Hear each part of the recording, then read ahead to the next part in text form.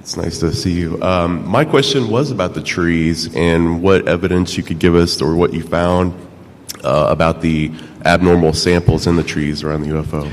Well, when National Geographic came there, I'm going to try to reverse these slides back to where we were. I was hopeful, and they brought someone there that was supposed to take these samples and go to the lab and all that. None of that, all that. They just that was an exercise in futility. But what we found was a stump there. The logging. See, the purpose that we were doing that day was cleaning up the previous logging contract on that Turkey Springs area. So the only tree stumps there are trees that were cut the previous year. And what this stump that we found out there with National Geographic, this was all filmed but not used, was a tree that was 200 years old and gave a benchmark for the kind of stability of growth rates for 200 years. And there was minimal variation in those growth rings. So, for the skeptics that wanted to say the reason there was accelerated growth and we had this rapid growth, it was just some kind of a weather fluke or something. That's not borne out by this tree ring thing that shows this stable growth pattern on that ridge top at that exact location, which proves that these accelerated growth, 36 times the previous growth, fiber growth, was something quite anomalous. So. Cool. Well, good luck to you. I hope you get to do the movie again. Yeah, thank you.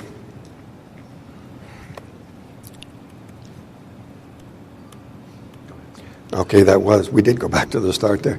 All right, go ahead. What was your question? When you were returned to Earth, so to speak, were you fully clothed? I seem to remember in the movie you were naked. Well, that was just Hollywood for you, They always got to get the nude scene in, and I was fully clothed. I was still wearing the clothes that I was taken in, and those clothes were bagged up for forensic analysis. But in all the hubbub, they got thrown into a trunk and things thrown on top of them. So that evidence was kind of not pursued at the time like it should have been. Like today, we would be able to do DNA analysis on the clothes and find out if there was any foreign DNA or whatever. But I was clothed. There was a scene that was filmed where I'm naked and I come upon this couple in a car and they're naked and they start screaming, and the crew said it was horrible. So it wasn't used, and it's a good thing. And did they indeed do a physical examination on you? I was taken to a doctor and given a thorough examination. Excuse me, I mean the creatures. Oh, well, I regained consciousness in the middle of whatever was going on. There was all these instruments out there. A lot of people call this a medical exam. But in light of my more recent interpretation that they were trying to revive me, I would go more along the lines that they were trying to repair the damage that had happened to me when the beam hit, rather than, tinkering with me like dissecting a frog or something. Okay, thank you very much. Okay.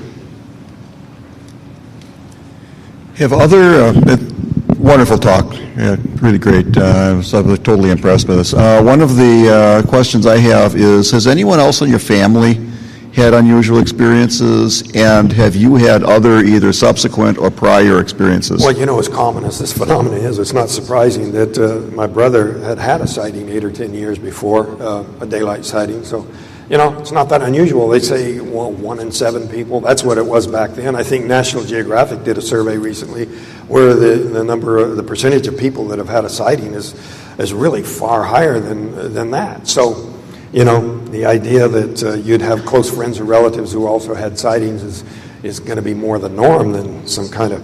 See, back in the day, people would say, well, that's a suspicious coincidence. If you've had more than one sighting, you're called a repeater in those days, and that was not credible. But now it's turned around the other way to where people wonder why I haven't had more. But anyway. How about other paranormal or psychic experiences in the family? Or? Well,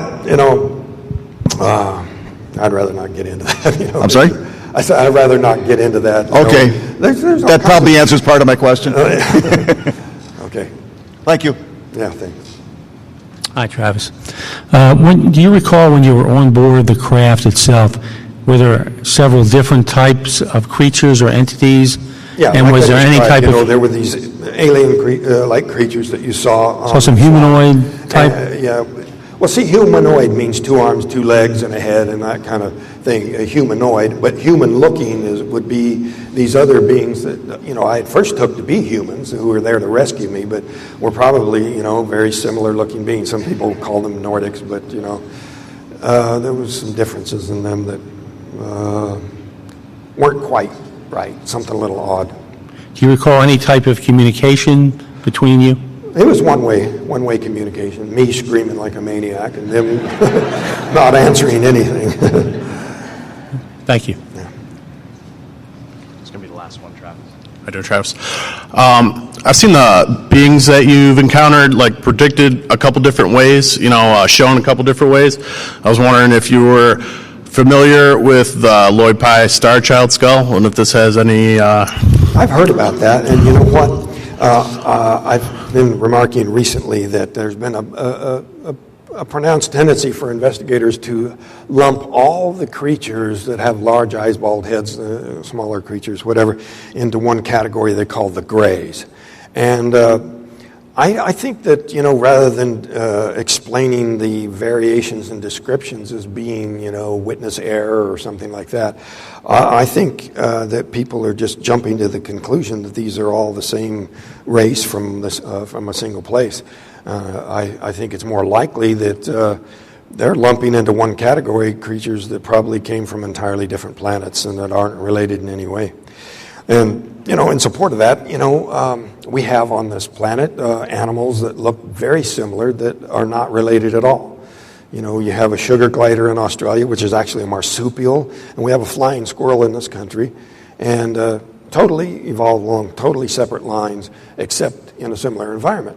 Your pictures that you had up on the screen were pretty much the, gray aliens that you see. Is that what you saw? That term didn't exist back then, and one major difference was they had eyes that blinked, which is also something that Betty Hill and some others have reported, but then, these black obsidian-like eyes, people just call them all grays, like there's just these few basic types.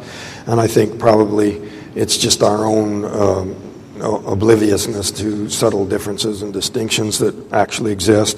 And so, even the term alien agenda is a misnomer. I would say alien agendas in the plural.